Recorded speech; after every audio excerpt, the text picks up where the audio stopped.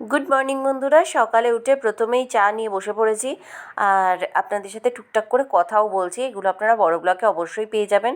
আর এদিকে আগের দিন রাত্রে গোবিন্দভোগ চাল ভিজিয়ে রেখেছিলাম, চাল নবান্ন মাখবো বলে। তো সকালবেলা উঠে তাই ফল কেটে নিচ্ছি, চালও বেটে নিয়েছি, পুরো রেডি হয়ে গেছে চাল নবান্ন মাখা।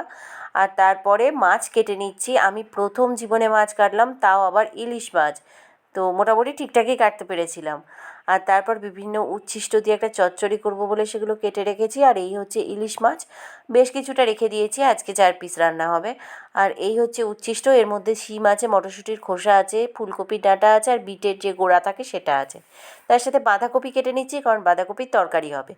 এরপর ইলিশ মাছের ভাপা বানানোর জন্য একটু সর্ষেও বেটে নিলাম।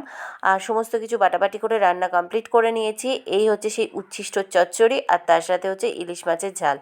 আর রাত্রে বাঁধাকপির পরোটা দিয়ে ডিনার সেরে নিলাম। চলুন, টাটা।